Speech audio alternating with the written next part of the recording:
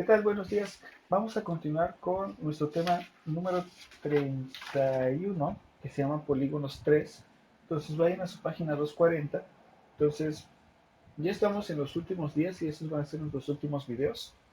Entonces, eh, aquí lo importante, pues bueno, es que nosotros hagamos una introducción a lo que es la geometría y también a la trigonometría.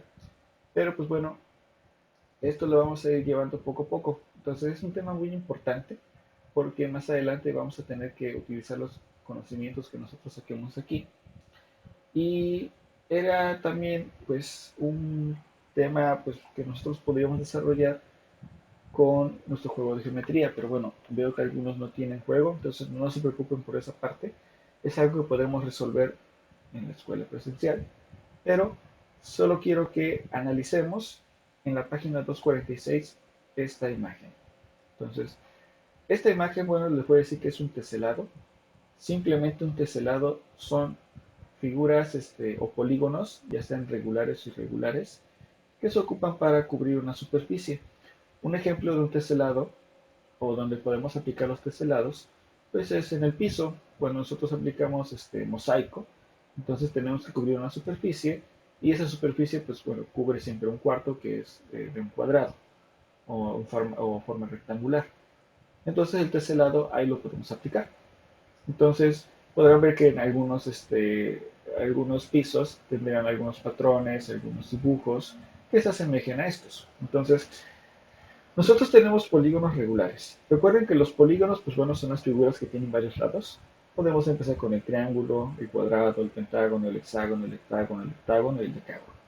Entonces, son los ejemplos de polígonos, pero no todos los polígonos los podemos ocupar para llenar una superficie. Por ejemplo, uno de los polígonos que se ocupan pues, frecuentemente pues, son los cuadrados. Como ya les comenté, por lo general los pisos o los mosaicos pues, bueno, vienen en forma cuadrada. Entonces, ya porque así ya se cubre una superficie cuadrada sin tanto problema. Eh, Otras figuras, pues bueno, son el hexágono y creo que el triángulo, pero el triángulo equilátero. Entonces, ¿por qué? Pues bueno, estas figuras, si ustedes recuerdan, en la parte de adentro tienen ángulos que nosotros les llamamos ángulos internos. En este caso, el ángulo interno son estos. En un cuadrado, pues es fácil. El ángulo interno es equivalente a 90 grados. El del otro lado es igual a 90 grados. Entonces, si colocamos otra superficie u otro cuadrado, también vamos a tener ángulos de 90 grados. Entonces, recuerden, si nosotros restamos, o para obtener lo que son los ángulos internos de las figuras, está la fórmula de que a 180 grados le tenemos que restar el ángulo interno, el ángulo central, perdón, el ángulo central que en este caso fue de 90 grados. Entonces 180 menos 90, pues también me va a dar que son 90. En este caso el cuadrado, su ángulo interno y su ángulo central van a ser los mismos, pero solo en el caso de los cuadrados. Entonces recuerden, la circunferencia nos da un total de 360 grados. Y recuerden que entre un polígono tenga más lados, más se va a asemejar a un círculo. ¿Sí? Es lo que vimos en temas anteriores. Recuerden en lo que fue el área del círculo. Ahora, vamos a hacerlo con lo que es el octágono. Entonces, el octágono, si nosotros hacemos un triángulo aquí, un poco chueco, pero bueno, aquí va. El ángulo central, para obtener lo que es mi ángulo central, pues bueno, esos 360 los tengo que dividir entre el número de lados que tenga. Pues recuerden que el octágono, pues bueno, son 8 lados. Si divido los 360 entre 8, me da un total de 45 grados. Entonces su ángulo central es de 45 grados. Pero para un teselado, lo importante va a ser el ángulo interno. El ángulo interno son estos que se muestran en el vértice. Ya sería una especie de ángulo obtuso. Y para obtener el valor de estos ángulos, vamos a ocupar esta fórmula, que a los 180 grados que es lo que mide adentro un polígono, le vamos a restar el ángulo central, que en este caso son 45 grados. Entonces 180 menos 45 son 135 grados. Entonces yo determino que el ángulo interno es de 135 grados, al igual que aquí, 135 grados. Entonces, si se dan cuenta, pues en el patrón me queda una superficie sin teselar, pero yo lo puedo cubrir con el cuadrado, porque bueno, solo el octágono me da esta facilidad.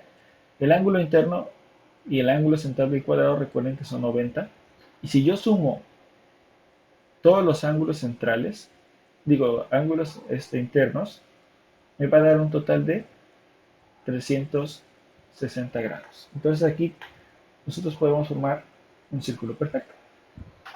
Y bueno, así es como funcionan los teselados. Entonces es una cuestión geométrica, no es colocar figuras al azar. Entonces, si conocen a alguien que bueno trabaje la albañilería, pues bueno, pueden ver que ocupan instrumentos que tienen que asemejar a lo que son los ángulos. Entonces, es lo que le va a permitir que bueno, sus trabajos queden perfectamente alineados. En esta ocasión, pues bueno, es un ejemplo que nosotros vemos en el libro, pero si nos vamos a la práctica, entonces les voy a mostrar estas imágenes. Pues bueno, son ejemplos de teselados que nosotros podemos encontrar en la vida diaria. Eh, Uno de los más comunes, como les dije, es el piso, y que ocupa polígonos, pues es el adoquín. Entonces, estas piezas para recubrir el piso en los exteriores, se llama adoquín, podemos verlos en calles o en parques o donde se hagan maceteos. Pero bueno, este tipo de piso, por ejemplo, tiene 6 lados, tiene el hexágono. Aquí ya no tiene un cuadrado. ¿Por qué? Porque los ángulos internos de de un hexágono son de 120 grados, ¿sí? Entonces, si aquí tengo 120 grados, entonces tengo lo mismo acá y tengo lo mismo acá. Entonces, 120 grados son un total de 360 grados. Y si los 360 lo divido entre 120, me va a dar un total de 3. Quiere decir que necesito 3 hexágonos, aquí está, uno, 2, 3, para poder hacer o conformar un teselado. Entonces, lo que es el hexágono, el cuadrado, el triángulo equilátero son las únicas o los únicos polígonos regulares que ustedes van a poder juntar sin dejar un espacio. Entonces, el octágono sí lo podemos colocar como piso, pero vamos a necesitar otro polígono para poder complementar la superficie. En este caso, ocupamos un cuadrado. Y este es un ejemplo de cómo un octágono lo podemos ocupar para, para hacer un piso. En este caso con el adoquín. Pero bueno, para poder encontrar un teselado perfecto, el ángulo o los ángulos internos tienen que ser divisores entre 360 grados. En este caso, el hexágono, sus ángulos internos, nos dan un número exacto. Que otros, pues bueno, así también nos van a dar valores, pero nos van a dar con punto decimal, entonces va a ser un poco difícil acomodarlo. Pero bueno, como por ejemplo el octágono, eh, pues nos sobra 90 grados y lo complementamos con un cuadrado.